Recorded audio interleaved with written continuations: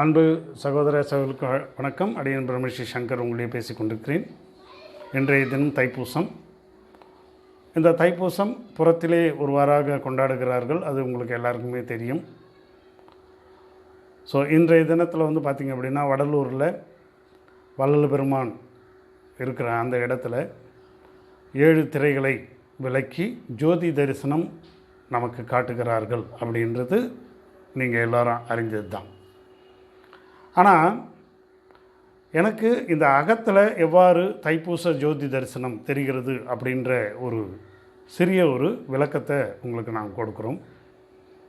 So இது எளிமையாக இந்த தமிழ் அப்படின்ற வார்த்தைகளை ஒரு வார்த்தையாக பிரித்து போடும் பொழுது நமக்கு என்ன மாதிரியான ஒரு அர்த்தத்தை கொடுக்கிறது அப்படின்றதுலேருந்து நாம் இந்த தைப்பூசத்தை நாம் புரிஞ்சிக்க முயற்சி செய்கிறோம். இப்போ தை என்று சொல்லும்போது அந்த வார்த்தைக்கு தைத்தல் அப்படின்ற ஒரு வார்த்தையை நீங்கள் எடுத்துக்கலாம். தைத்தல் அப்படின்னா ஒன்றோடு ஒன்று இணைத்தல். இப்போ எதை ஒன்றோடு ஒன்று இணைக்கணும் அப்படின்னா, இப்போ நீங்கள் யோகம் அப்படின்ற வார்த்தையை இணைக்கிறது அப்படின்னு சொல்லுவாங்க. இப்போ யோகத்தில் நாம் என்ன நினைக்கிறோம், இந்த மனசை புருவ மத்தியத்தில் இறைவன் இருக்கும் இடமான அந்த பீனியல் கிளாண்ட் என்று சொல்லக்கூடிய அந்த ஆனந்த சுரப்பியை நாம் ஆண் சுரப்பி, ஆனந்த சுரப்பி இதோட இணைக்கும் பொழுது நமக்கு யோகம் அப்படின்றது நமக்கு தெரியும். அந்த ஞான நிலையில் இருக்கிறவங்க எல்லாருமே அதை உணர்வாங்க. பட் இப்போ எதை நாம் சேர்க்குறோம் அப்படின்னா, இந்த பூ என்ற வார்த்தை, தை என்ற வார்த்தை தைத்தல்னு சொல்லிட்டோம். பூ என்ற வார்த்தை அதனில் நம்முடைய சித்தர்களுடைய பாஷையில் பூ என்றால் பிராணன், உயிர் பிராணன். இந்த உயிர் பிராணன் நம்முடைய உடம்புல எவ்வாறு ஏற்படுகிறது அப்படின்னா, நம்ம உடம்புல இருக்கின்ற 50 ட்ரில்லியன் செல்கள், எல்லா செல்கள்லேயும் ஒரு மின்காந்தம் என்பது நம்முடைய உடம்பில் இருக்கிறது. அதன் மூலமாக மின்சாரம் என்று சொல்லக்கூடிய எலக்ட்ரிக்கல் இம்பல்ஸ், எலக்ட்ரிக்கல் வைப்ரேஷன்ஸ்ன்றது உற்பத்தி ஆகுது நம்முடைய உடம்பில். அது லிட்ரலி நாம் என்ன பண்ணலாம், உயிராற்றல் எலக்ட்ரிசிட்டின்னே சொல்லலாம். ஸோ இப்போ இந்த எலக்ட்ரிசிட்டி தான் இந்த நியூரோ டிரான்ஸ்மிட்டர் என்று சொல்லக்கூடிய நரம்புகள் மூலமாக ஒவ்வொரு உறுப்புகளுக்கும் கடத்தப்பட்டு அந்த நமக்கு எனர்ஜியாக நமக்கு இருக்கிறோம். இப்போ யோகம் அப்படின்ற நிலையில் இந்த பூ என்று சொல்லக்கூடிய அந்த உயிராற்றலாகிய அந்த மின்காந்த ஆற்றலை இந்த 72,000 நாடி நரம்புகள் வழியாக இப்போ எவ்வாறு ஒரு இடத்துல மின்சாரத்தை தயார் பண்ணி ஒரு கிரிட் என்று சொல்லக்கூடிய ஒரு சேமிப்பு இடத்துல எடுத்துகிட்டு சேமிக்கிறாங்களோ, அந்த மாதிரி இந்த உடம்பு என்ன பண்ணுது, எல்லா செல்களில் இருக்கின்ற அந்த ஒரு விஷயத்தை நியூரோ டிரான்ஸ்மிட்டர் என்று சொல்லக்கூடிய நிலையிலே ஃபோட்டான்களாக அது கடத்தி இந்த விஷயங்களை அந்த எலக்ட்ரிசிட்டியை உயிராற்றலை உயிர்காந்த ஆற்றலை நம்முடைய புருவ மத்தியத்துக்கு எடுத்துகிட்டு நாம் இணைக்கிறோம். எப்போ நம்முடைய மனசை எடுத்துகிட்டு நாம் புருவ மத்தியத்தில் நம்ம சேர்க்கும் பொழுது, அப்போது இந்த மாதிரி சேர்க்கிற போது அது பூ என்கின்ற பிராணன், அதாவது உயிர் பிராணன். இந்த பூ என்கின்ற உயிர் பிராணனை இந்த புருவ மத்தியத்தில் நமக்கு சேர்க்கும் பொழுது என்ன ஆகும் அப்படின்னா, இப்போ சில பேருக்கு சில அனுபவம் ஏற்பட்டிருக்கும். திடீர்னு ஒரு விக்கலோ அல்லது ஒரு ஏதாவது தொண்டைகள் ஒரு தண்ணி சாப்பிடும்போது பேச்சிட்டு போது தொண்டை திடீர்னு அடைச்சிக்கிட்ட மாதிரி இருந்தோடனே மினுக்குன்னு சொல்லிட்டு நம்மளை சுற்றி ஒரு சின்னதாக பட்டாம்பூச்சி போகிற மாதிரி நமக்கு இருக்கும், சின்னதாக மினுக்குன்ட்டு. இப்போ இதுதான் என்ன அப்படின்னா, இந்த உயிராற்றலாகப்பட்டது இங்கே மேலே இருக்கின்ற பீனியல் கிளாண்ட் என்று சொல்லக்கூடிய ஒரு ஆனந்த சுரப்பி, ஆண் சுரப்பி என்று சொல்லுவார்கள். அதாவது ஆண்குறி, பீனியல் அப்படின்னா நீங்கள் ஆண்குறின்றோம். இதில் இந்த பீனியல் கிளாண்ட் எப்படின்னா எலக்ட்ரோலைஸ்டு கிறிஸ்டல்ஸ்னு சொல்லுவாங்க. அதாவது அதில் பார்த்திங்க அப்படின்னா கண்ணாடி இழைகள் போல் அந்த செல்கள் இருக்குமா. இப்போ எப்படி ஜெல்லி ஃபிஷ் கடலில் பார்க்கும் பொழுது அது பார்த்திங்கன்னா அப்படியே ஒரு ஒளிரும் நிலையில் ஜெல்லி ஃபிஷ்லாம் இருக்கு இல்லைங்களா, அந்த மாதிரி நம்முடைய பீனியல் கிளாண்ட் எலக்ட்ரோலைஸ்டு கிறிஸ்டல்ஸாக நம்முடைய பீனியல் கிளாண்ட் இருக்கும். அப்போ இந்த பிராணனாகப்பட்டது, உயிராற்றல் அந்த இம்பல்ஸ் ஆகப்பட்டது அந்த பீனியல் கிளாண்டை போய் டச் பண்ணும் பொழுது அந்த இடத்துல அந்த மினுக்குன்ட்டு வருது. இப்போது இதையே நாம் அதை குவிக்கணும் அப்படின்ற ஜோதி பார்க்கணும் அப்படின்னா எப்படி பழக்குவாங்க அப்படின்னா, இந்த புருவ மத்தியத்தில் இந்த பிராணன் என்று சொல்லக்கூடிய அந்த உயிர் பிராணனை உள்ளுக்குள்ளே பிராணாயாமம் என்ற நிலையில் வந்து உள்ளுக்குள்ளே இந்த தொண்டைக்குழியிலிருந்து இந்த புருவ மத்தியத்தில் மேலும் கீழுமாக ஏற்றி ஏற்றி இறக்குவார்கள். இந்த மாதிரி இருக்கும்போது மனமும் இந்த உயிர் பிராணனும் ஒன்றாக சேர்ந்து இந்த புருவ மத்தியத்தில் போய் உட்கார்ந்துருச்சு அப்படின்னா அந்த இடத்துல இந்த இம்பல்ஸ் நடக்குதுன்னு சொன்னேன் இல்லைங்களா, பீனியல் கிளாண்டில், அந்த இடத்துல ஒரு ஒளி மாதிரி தோன்றும். இந்த மாதிரி ஒளி மாதிரி தோன்றுவது தான் சில பேருக்கு பார்த்திங்க அப்படின்னா முதல்ல வந்து அந்த தியானம் பண்ணும்பொழுது முதல்ல வந்து ஒரு கருநிறமாக வரும், அதுக்கப்புறம் ஒரு பச்சை நிறமாக வரும், அதுக்கப்புறம் வந்து ஒரு நீல நிறமாக வரும், அதே மாதிரி ஒரு ஆரஞ்சு நிறத்தில் மாதிரி ரெட் கலரில் போயிட்டு ஒரு இண்டிகோ கலரில் போயிட்டு கடைசியில் வந்து பார்த்திங்க அப்படின்னா உங்களுக்கு வெண்மை நிறமாக வரும். எங்கே இந்த புருவ மத்தியத்தில் இந்த நல்லா சாம்பவி யோகம்னு சொல்லக்கூடிய இந்த 2 புருவ மத்தியத்தில் அப்படி மேலே கண்ணம் போகும்போது அதுக்கு பேர் வந்து சாம்பவி யோகம். அப்போ இந்த தைப்பூசம் என்று சொல்லும் பொழுது உயிர் பிராணனை அங்கே சந்திக்கும் இடமான சந்நிதியில் நாம் சேர்க்கும் பொழுது அந்த ஜோதி தரிசனத்தை நாம் பார்க்கக்கூடிய நிலை, உள்ளிலே பார்க்கக்கூடிய நிலை இந்த மனிதர்களுக்கு கிடைக்கிறது. இதை வந்து மனிதர்கள் மட்டும்தான் இந்த தனிப்பட்ட முறையில் பிரித்து பார்த்து தரிசனம் பண்ண முடியும். பட் மற்ற விலங்குகளுக்கெல்லாம் பார்த்திங்க அப்படின்னா நம்மளை மாதிரி 7 கலர்களை வந்து பிரித்து பார்க்க முடியுமானா முடியாது. சில விலங்குகள் பார்த்திங்கன்னா சில கலர்கள் மட்டும்தான் அதுக்கு வந்து பண்ண முடியும். ஆனால் மனிதர் என்று அபிமானிக்கின்ற நாம் மட்டும்தான் இந்த ஜோதியில் வந்து அந்த வெண்மை நிற ஜோதியை வந்து பார்க்கக்கூடிய ஒரு பாக்கியத்தை வந்து நாம் பெற்றிருக்கிறோம். அப்போது இந்த உயிர் பிராணன் மேலே புருவ மத்தியத்திலே அந்த பீனியல் கிளாண்டில் சேரும் பொழுது இந்த ஒளி நமக்கு கிடைக்கிறது. இது வந்து பீசோ எலக்ட்ரிக் எஃபெக்ட்னு சொல்கிறாங்க, புரியுதுங்களா? அதாவது பீசோ எலக்ட்ரிக் வந்து எப்படின்னு சொல்லுவாங்க அப்படின்னா, இப்போ வந்து ஒரு பொருள் வந்து இயக்க ஆற்றல், அதாவது நேரடியாக வேலை செய்யக்கூடிய ஒரு இயக்க ஆற்றல், அதை வந்து எலக்ட்ரிக்கலாக மாற்றுறது. இப்போ உதாரணமாக நாம் வந்து எடை போடுறோம், ஒரு வெயிட்டு தூக்கி ஒரு இதில் வைக்கிறோம், ஒரு எடை மிஷினில் வைக்கிறோம். அப்போ என்ன ஆகுது, அது அழுத்துது.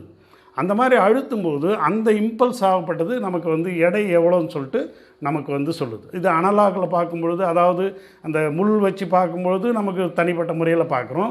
ஆனால் இதே வந்து டிஜிட்டலில் பார்க்கும்பொழுது அந்த பீசோ எலக்ட்ரிக் சென்சார்ஸ் இருக்குது பார்த்திங்களா, எவ்வளோ வெயிட்டுன்னு நமக்கு சொல்லும். இதே மாதிரி தான் இந்த பீசோ எலக்ட்ரிக் எஃபெக்டில் இந்த கிறிஸ்டலைஸ்டு செல்ஸ் இருக்குது பார்த்திங்களா, நம்ம ஜெல்லி ஃபிஷ் இருக்குல்ல கடலில், அதே மாதிரி நம்முடைய பீனியல் கிளாண்ட்லேயும் வந்து கிறிஸ்டலைஸ்டு ஒரு கண்ணாடி துகள்கள் போன்ற ஒரு நிலை இருக்கிறது.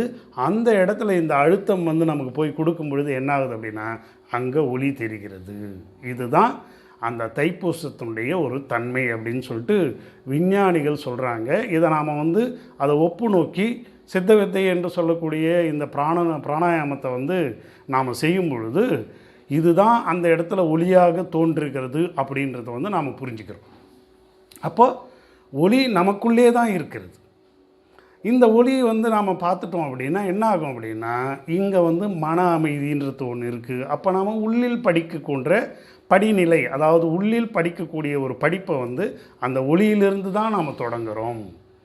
அப்போ அந்த ஒளியிலிருந்து நாம் தொடக்கும் பொழுது தான் அடுத்து தன்னைத்தான் அறியும் அந்த ஒரு கலையை வந்து நாம் கற்றுக்கிட்டு நாம் அந்த யோகத்தில் வந்து நிலையாக நின்று இந்த மாதிரி யோகத்தில் நிற்கும் பொழுது அது சதா பிராணாயாம நிலையாக மாறும் பொழுது, சதா பிராணாயாமம் அப்படின்னா இதே விஷயத்தை நாம் அந்த யோகத்தில் இருந்து செஞ்சுக்கிட்டே இருக்கும் பொழுது அந்த நேரத்தில் இந்த தேகமாகப்பட்டது சுத்த தேகமாக மாறிக்கொண்டே வருகிறது. இந்த மாதிரி மாறிக்கொண்டே வரும் பொழுது நம்முடைய ஒவ்வொரு செல்களில் இருக்கின்ற கழிவுகள் நம்மை விட்டு நீங்கும் பொழுது அந்த செல்கள் அனைத்துமே அந்த ஒளி செல்களாக மாறக்கூடிய ஒரு தன்மையை இந்த உடல் பெறக்கூடியது. இந்த இதுதான் வந்து மனிதனுடைய அடுத்த பரிணாமம் அப்படின்றாங்க.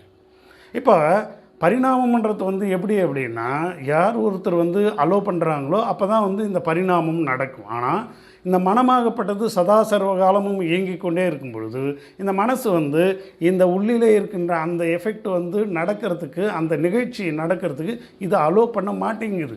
அதனால தான் மனுஷன் வந்து அந்த நிலை, இந்த யோக பயிற்சி, பிராணாயாம பயிற்சி, உண்மையான சித்தர்கள் மூலமாக வர்ற அந்த சில பயிற்சியெல்லாம் பண்ணாதவங்க செத்து போகிறாங்க. என்ன அப்படின்னா இந்த உயிராற்றல் நீங்கள் விரயம் பண்ணிக்கிட்டே இருக்கிறீங்க, மேலே கீழே மனமாக இயங்கிக்கிட்டே இருக்கும். அது இந்த மாதிரி இயங்கும்போது நம்முடைய உடம்பில் இருக்கின்ற அந்த சத்தாகப்பட்டது வெளியில் சென்று அழிந்து செத்து போகிறது.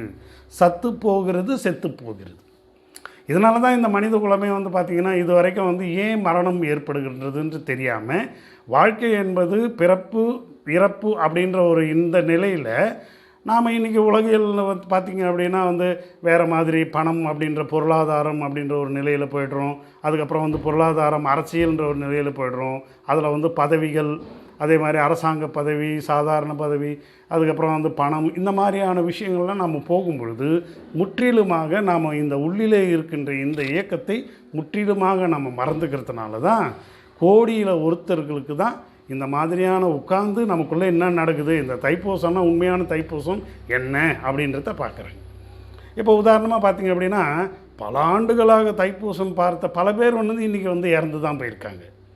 ஆனால் இதை உணர்ந்த சில பேர் வந்து பார்த்திங்க அப்படின்னா அந்த தைப்பூசமாகிய அந்த ஜோதியை தன்னுள்ளே தரிசனம் செய்யும் பொழுது அந்த சூரிய கதிர்கள் வந்து 7 கதிர்கள் சூரியனுக்கு, நமக்குள்ளே இருக்கின்ற அந்த பீனியல் கிளாண்ட் பார்த்திங்களா, அதுதான் சூரியன்.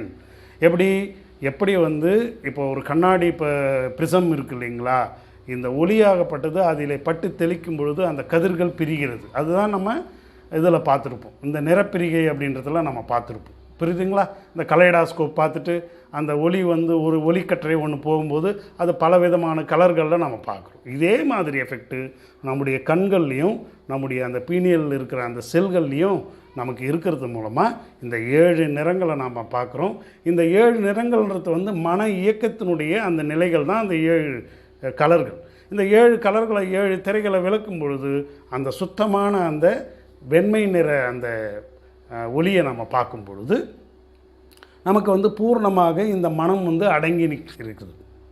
அந்த மாதிரி அடங்கும் பொழுது தான் உள்ளிலே நமக்கு பிரகாசம் ஏற்படுகிறது. நமக்கு ஏற்கனவே உள்ளில் பிரகாசம் இருக்குது, ஆனால் அதை வந்து நாம் தேடி யாருமே போகாதனால அந்த பிரகாசத்தை நாம் வந்து கண்டுபிடிக்கலை.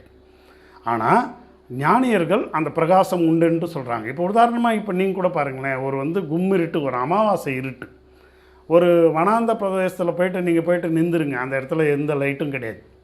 வனாந்த பிரதேசத்தில் போய் நின்றுருங்க. ஒரு அரை மணி நேரம் 1 மணி நேரம் கழித்து உங்களுக்கே வந்து தெரியும், பக்கத்தில் இருக்கிற எல்லா பொருட்களும் வந்து தெரிய ஆரம்பிக்கும். இதோட நீங்கள் வந்து ட்ரை பண்ணுங்கள். அதே மாதிரி ஒரு பாத்ரூமில் போயிட்டு ஃபுல்லாக வந்து லைட் இல்லாத இடத்துல வந்து அடைச்சிக்கிட்டு அந்த கும்பிருட்டில் வந்து கண்ணு திறந்துட்டு கம்முன்னு உட்காந்துக்கிட்டே இருங்க. ஒரு அரை மணி நேரம் கழித்து பார்த்தீங்க அப்படின்னா அந்த அறையே வந்து உங்களுக்கு தெரிய ஆரம்பிச்சிடும். அப்போது பிரகாசம் என்பது நமக்குள்ளே இருக்கிறது. இந்த பிரகாசத்தை பார்ப்பது தான் தைப்பூச ஜோதி தரிசனம் அப்படின்றத வந்து சித்தர்களும் ஞானிகளும் கண்டு அதன் வழி அவர்கள் அந்த சுத்த பிராணாயாமம் அதை செய்து அந்த பிராணாயாமத்தின் மூலமாக அவர்கள் தன்னைத்தான் அறியும் அந்த மத்தக படிப்பை அவர்கள் படித்ததன் காரணமாக அவர்கள் வந்து ஞான நிலையை எய்துகின்றனர், இந்த ஒளிய தேகத்தை அடைகின்றனர். அப்போது பரிணாமம்ன்றது வந்து பார்த்திங்க அப்படின்னா அமீபாலேருந்து வந்த பரிணாமம் இன்றைக்கி வந்து மனிதன் வந்துட்ட பிறகு அதுக்கு அடுத்த பரிணாமம் என்னன்றது எல்லாரும் கேட்கலாம். பட் இதுதான் உண்மையாக அந்த ஒளி தேகத்தை எய்தக்கூடிய அந்த நிலை. அந்த நிலையில் என்ன ஆகும் அப்படின்னா செல்கள் வந்து அப்பழுக்கு இல்லாத சுத்த செல்களாகவும் மாறிடும், மனம் வந்து சுத்தமாக அற்று போயிடும். இந்த மனம் அற்று போகும்போது சொல்லுவாங்க கண்டவர் விண்டிலர் விண்டவர் கண்டிலர்னு சொல்லுவாங்க. இப்போது இந்த மனமற்று போன நிலைக்கு போயிட்டவங்களுக்கு இது என்ன ஆகுனா உள்ளிலே அந்த இருக்கிற பிரகாசத்தின் மூலமாக இந்த செல்கள் எவ்வாறு உருவாகுது, வாழ்க்கை எவ்வாறு உருவாகிறது, இந்த பிரபஞ்சத்தினுடைய ரகசியம் என்ன, இப்படிப்பட்ட விஷயங்கள்லாம் அவங்க தெரிஞ்சு அதிலே அவர்கள் லயித்து சமாதி நிலையிலே இருக்கும் பொழுது அதுக்கு அடுத்தடுத்த நிலையிலே அவர்கள் அந்த பஞ்சபூத சக்திகள் என்று சொல்லக்கூடிய இந்த பஞ்சபூதம் அப்படின்னா 5 சக்திகள்னு நாம் சொல்கிறோம், அது கிடையாது. பஞ்சம்னா நன்றாக விரிந்தன்னு அர்த்தம். விரிந்து பறந்து கிடக்கின்ற இந்த சூரியன் குடும்பத்தில், அதாவது பலவிதமான அண்டம் புவனம்லாம் இருக்குன்றாங்க, புரியுதுங்களா? இந்த சூரிய குடும்பத்தில் நாமும் ஒரு குடும்பமாக ஆதியாக சமம் ஆதியாக சமாதி நிலையிலே நாம் வீற்றிருக்கும் பொழுது நமக்கு இந்த புற உலகத்தில் வந்து இருக்கிற காலையில் வந்து நம்ம வந்து இதை சம்பாதிக்கணும் அதை சம்பாதிக்கணும், ஃபீஸ் கட்டணும், கரண்ட்டு பில்லு கட்டணும், வரி கட்டணும், இன்கம் டேக்ஸ் கட்டணும், என்ன கார் வாங்கணும், பங்களா வாங்கணும், இந்த மாதிரியான எந்த எண்ணமும் நமக்கு வராததுனால இப்போ இந்த எண்ணங்கள் தான் நம்மளை வந்து போட்டு பாடாக படுத்திட்டு இருக்குது. ஐயோ நம்ம படித்து இந்த நிலையில் ஆகணும் அந்த நிலையில் ஆகணும், எவ்வளோ சம்பாதிக்கணும், நம்ம வந்து அரசியல்வாதிகள்லாம் பார்த்திங்கன்னா நம்ம சிஎம் ஆகணும், சிஎம் ஆகிட்டோன்னு நம்ம பிள்ளைங்க சிஎம் ஆகணும், இப்படிலாம் அவர்கள் கற்பனைலாம் பண்ணுறாங்க இல்லைங்களா? அதே மாதிரி நாமளும் என்ன பண்ணுறோம், நாம் சேர்த்து வச்ச சொத்தை நம்ம பிள்ளைங்களை அனுபவிக்கணும். ஆனால் உண்மையான சொத்து, பிரபஞ்ச சொத்து அப்படின்றது வந்து நமக்குள்ளேயே இருக்குதுன்றது பல பேர் வந்து தெரிஞ்சிக்காமல் இந்த தைப்பூசத்தை வந்து நம்ம வெளியில் பார்த்துட்டு பல பேர் தைப்பூசத்தை பார்த்தவங்க இன்றைக்கி மரணம் அடைஞ்சிட்டாங்க. உண்மையான தைப்பூசத்தை பார்த்தவங்க கோடியில் ஒருத்தர்கள் அப்படின்னு சொல்லக்கூடிய நிலையில் இன்றைக்கும் வந்து சமாதி நிலையில் விட்டு இருக்கிறாங்க. அப்படின்றது தான் என்னுடைய மனம் எனக்கு சொல்லி கொடுக்கின்ற இந்த புரிதல். இதை நான் உங்களோட பகிர்ந்துக்கிறேன். இது சில பேருக்கு புரியலாம், சில பேருக்கு ஏற்புடையதாக இருக்கலாம். உங்களுக்கும் இது புரிஞ்சுது அப்படின்னா இதை எடுத்துக்கோங்க, இல்லைன்னா இது ஒரு தகவலாக கடந்து செல்லுங்கள். நன்றி, வணக்கம்.